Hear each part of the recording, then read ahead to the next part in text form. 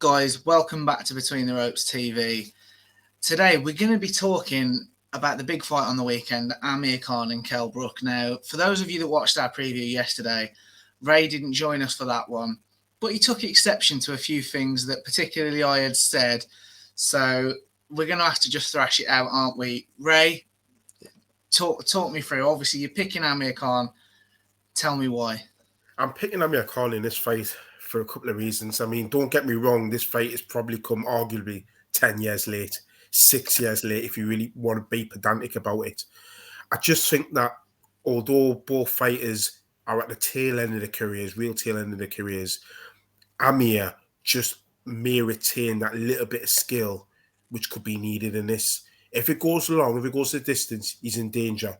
We all know if a shot lands clean on Amir's chin, we all know what could happen. But I just think that if Amir's got any fraction of that speed left, if he can move his feet, time his feet with his hands, he could bamboozle Kell Brook. He could be too much for him.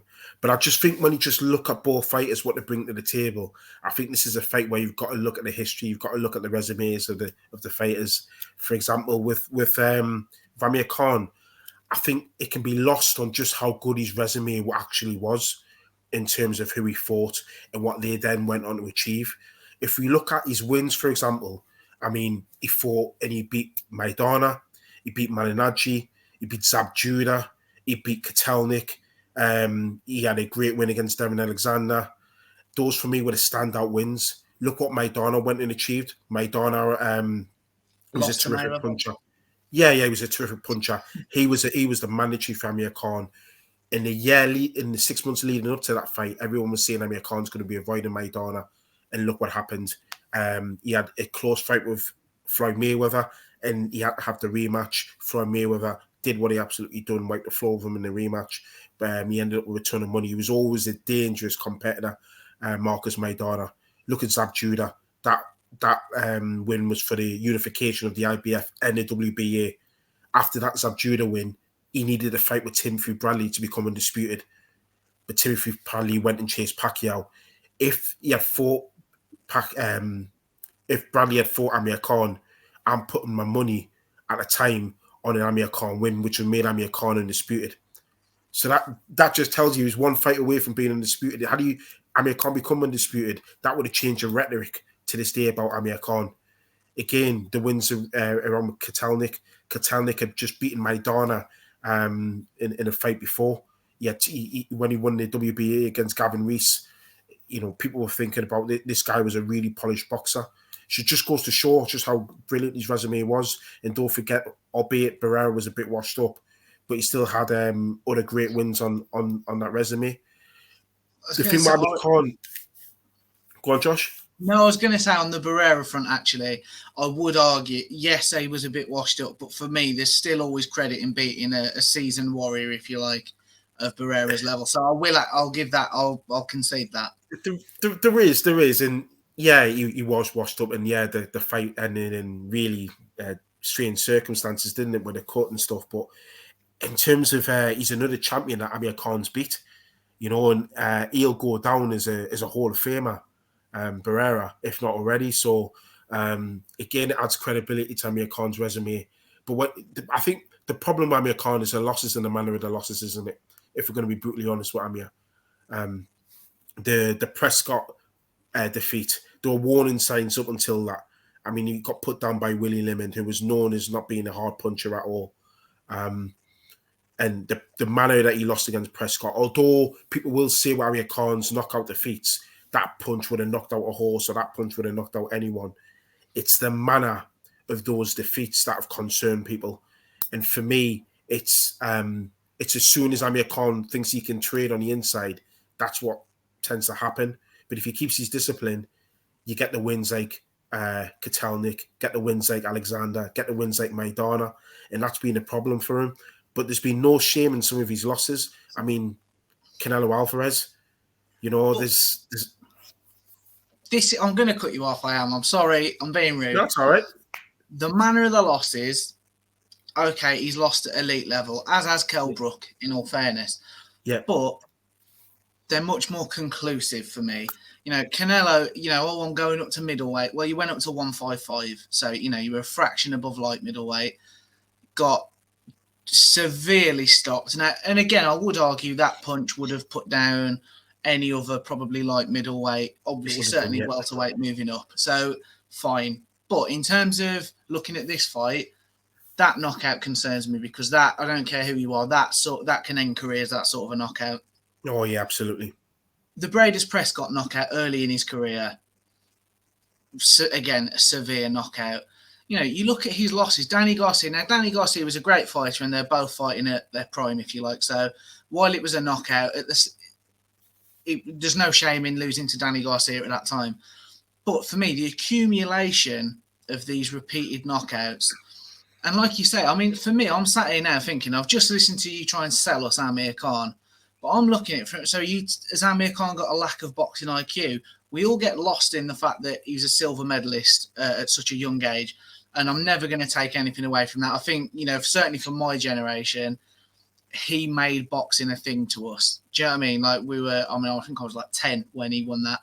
But he made boxing, everyone knew who Amir Khan was overnight, I think. Exactly, yeah. But the fact that, as you've said, with his speed, if he's in and out, he'll box most fighters to a 12-round decision. But the fact that he chooses, knowing he's got a glass chin, he chooses to stand on the inside and trade. Is that not a bit of a lack of boxing IQ there? Well, my other weakness I was going to identify with Amir Khan, you've hit the nail on the head again, Josh, is that despite having so many different trainers, good caliber trainers, Freddie Roach, Joe Goosen, Bourne Adams, Virgil Hunter, Oliver Harrison, the late great Oliver Harrison, despite all these trainers and despite all this knowledge, it seems to be the same mistake he's making. So to answer your question, yes, you've got to question his ring IQ. And that doesn't seem to be improving as he's getting older. And that's a problem with Amir Khan. But having said that, we're still talking about somebody that made the most of the talents he had available, made the most of his speed, made the most of his skill to get in and out of range. The problem was he left his feet in there far too long. And that was the undoing of Amir Khan. But then on the other side, looking at Kell Brook, he doesn't have the resume, admittedly, that Amir Khan's got. But he has had some decent wins. Sean Porter was a terrific win. I know you boys said that. Sean Porter was unbeaten. He had previously beaten Julio Diaz. He had previously beaten Devin Alexander and Paulie Malignaggi. So he was no mug at 147. Plus, what needs to be recognised is, unlike Amir Khan, who won his first world title when Kotelnik came to England, Kell Brook went over to Porter's backyard. So people were talking about in boxing circles, that was one of the best British wins abroad since, Lloyd Honeyghan beat Don Curry. Obviously, that was before Fury put that to bed, but that was a great away win for a British fighter.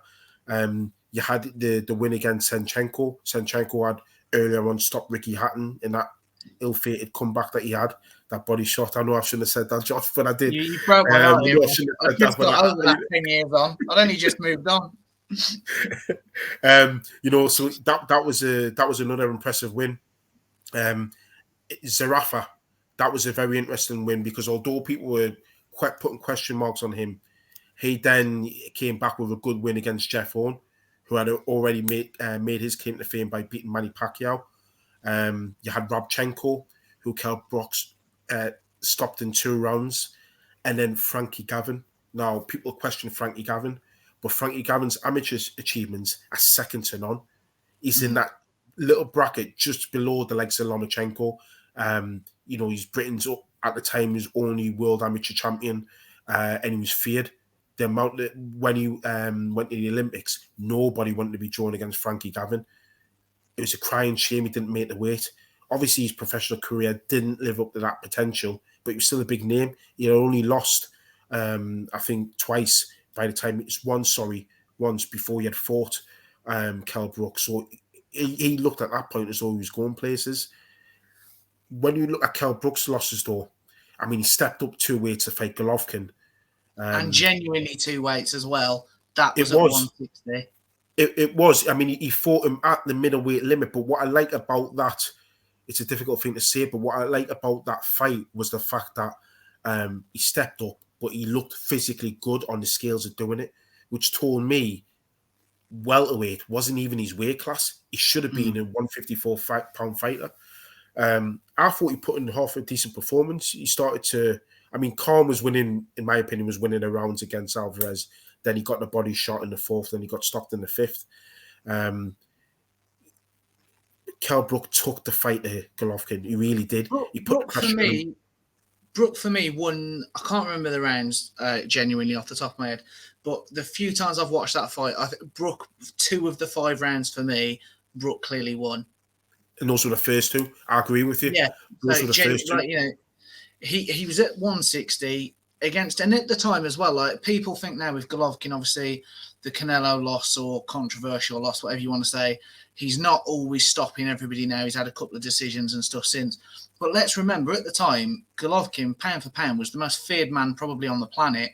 Nobody wanted to fight him at his own weight class, which in reality is the only reason Kell Brook got the fight. Obviously, we all know about the saga with Eubank Jr., but yeah, he lost. Yeah, he lost his pen. But ultimately, Kell Brook was the one who put his hand up and was like, well, actually, you know what? I'll fight you. And the reason for that, for me, Kell Brook was avoided so heavily at his own weight class. You know, Amir Khan, in fairness. Now, this is going to sound like I'm slagging Khan, and I'm not. I'm not a fan of him. I'm just a Brook fan. Putting you through, yeah. Yeah, he said, go and get a world title. Brook goes over to America, goes and gets a world title. Right, let's fight. No, you're not bringing enough value. I'm going to go and fight go and get knocked out in America was the end result. But for me, for every point up until now, there's been a reason for Khan, like, oh, I can't fight you now because of this. And, you know, he signed his 3-fight deal with Matchroom, didn't he? And it was quite clear what the end goal was. It was a couple of tune-up fights, gradual steps up because of inactivity. Third fight, Kell Brook. There was no secret. I think when they announced the signing, Eddie Hearn said, you know, the 3-fight plan, we all know where the end goal is. He then, after his 2 fights, which he didn't, obviously he obliterated Phil LaGreco, in fairness to him, didn't look that convincing against Sammy Vargas. He did early on, and then as the fight wore on, it got a bit more 50-50. But then he decides to go and quit against Terence Crawford instead of taking the Brook fight. For me now, the only reason we're actually getting to see this fight is that in reality, it's both fighters' best payday that's available, and it's one last multi-million-pound payout before they go. I mean, the fact that it's at 149 is ridiculous. I understand you want the cards sort of stacked to you, but at the same time, if Khan's so confident in his ability, yesterday talking about Brook's lack of punch resistance and he's here for the payday, then why couldn't it have been made at 151, 152, where, you know, because right now, if I was a die-hard Brook fan, which I'm a massive Kell Brook fan, but I'm also a realist, if he loses and gets knocked out, he shouldn't really be at 149, should he? Like 4 years ago, coming 5 years ago, he shouldn't have been at 147 against Spence. Why he boiled himself down against Crawford, and you could tell he had, because although he didn't look too bad on the scales, again in Crawford for me, it was competitive. He arguably won a round or 2 against Crawford. As soon as Crawford landed, he just went into his shell, and it was like he couldn't take the punches. Yeah. So I don't see why Amir Khan, and his resume is impressive. I agree with everything you've said, but the fight, there's no world title on the line. The fight doesn't need to be close or on the welterweight limit. It can be just a general catchweight, and let's have a really competitive fight. And that is my only. We've seen a lot of negative press, haven't we, about this fight in general, and that is my one criticism of this fight. There's no world title on the line. It's about a payday. Give the fans the best chance possible of seeing 2 35-year-olds go to war and have a proper fight. And that's at 149. I'm not sure we'll see that. And I genuinely think that's possibly why Khan will get, he'll get the win in the end. I think as well, you've got to add to that the rehydration clause as well. We all know Kell Brook likes to add on a lot of weight, give himself some advantages. My view and my understanding is that there is a rehydration clause. So once Kell Brook's made the weight, he's only allowed to put on so much more weight. So it would have been that had the fight taken place at north of 150 pounds, there would have been a greater rehydration clause because that's another advantage towards Kell Brook. So it could be mind games with Amir Khan. Let's remember that he wasn't the only boxer and hasn't been the only boxer, and there'll be more boxers in the future that'll do this. We'll look at Canelo Alvarez doing it with a bigger opponent that he's faced. He's learnt that trick from Floyd Mayweather, who very famously done it a few times. So we're seeing boxers doing that more and more often. I don't like it, but it gets done. Boxing's all about giving yourself as many advantages as you can. They hate each other that much, it's going to be done. And it's interesting that we talk about like quitting and stuff, because although I'll sit here and, like much like yourself, Amir Khan's the one that got me into boxing, and I'm a big Kell Brook fan. I'm just a big Amir Khan fan. But I do have to agree that I didn't like the ending of the Crawford fight. I didn't. But then again, the Spence fight, I didn't like the ending of that for... is it Amir Khan? I mean, the Amir Khan Crawford fight, I didn't like that ending. I don't want to see that from a boxer. He didn't go out with honour, in my opinion, if you know what I'm trying to say. He took that low blow. I felt as though he could have carried on. He knows fine well boxers can get up to 5 minutes to recover. Everybody knows that. Amir Khan came out claiming he didn't know that. I find it hard to believe. The referees had so many World Championship fights. They explained that to you before the ring. And just as a final point for me there, you could argue in the Spence fight against Kell Brook, he took a beating in that fight, and I think he gave up in that fight, in my opinion. But is there not an argument? And I hear you, and he did get slagged off for it. But with the eye socket injuries, obviously Billy Joe Saunders, I said this on the preview yesterday, and I had a little look into it this morning. Yeah. And Billy Joe Saunders confirmed it. With the eye socket, obviously if you've got one eye gone, you can fight with the other eye. Yeah. But it creates double vision, or in some case, Billy Joe Saunders said that he was seeing 3, if he spun quickly, 4 Canelos. Yeah. Well, is there not an argument, Kell Brook's got kids, he's got a family. I know as fans we want to see a savage knockout, I suppose, at times. But there's life outside of an after boxing. Correct. Why should we risk going blind? Did he quit? And I know, okay, you could think in the 11th he could have tried to get to the end, but that was probably Errol Spence's breakout win in reality. It was. Where Spence is now, I wouldn't want to fight one round with him with my eye gone, and you can see 2 or potentially 3 of him. So I don't like with Amir Khan. He clearly quit. Like you say, I don't buy or I didn't know I could have 5 minutes. If we as fans know it, don't tell me a boxer who's getting his head punched in doesn't know every rule before he goes into a fight. Never mind at world level after several world title fights. True. But I will defend Kell Brook, because if I was him, I've got a little boy. I wouldn't. If sometimes you just have to deal the cards you dealt and think, oh, that's it. Then I've lost. Save yourself for another day. Exactly, and do what he did. We've gone on longer than planned, but there is a point that I want to make for sort of particularly Khan, but it applies to both. Yeah. Amir Khan, up until, 2015, was active. He's serious resume. But from then, can we not say he's totally just wasted his career waiting for a Pacquiao or a Mayweather fight? Absolutely agree with that comment. And I think that's pretty much what he was doing. He was looking for that final hurrah, a fight with one of those two. So I would definitely agree with that. And I would also argue that after Kell Brook had his win against Sean Porter, the defences afterwards, those mandatory defences, told me that even though he was avoided, those were a waste, because although he did fight Golovkin, he still could have probably fought other opponents at 154, and he didn't. So I think that's a question for both those guys in terms of wasted talents, and which is why we've arrived at the sad situation where they're fighting each other now, instead of we should be talking about this fight having taken place all those years ago. No, that's a great point to wrap it up. So we will wrap it up there. Guys, don't forget to hit the like button, hit the subscribe button. We will be doing a live reaction to this fight on Saturday night, and I'm sure there'll be more to come as the press conferences start. So let's all get excited about it. Cheers, Ray. No problem, mate.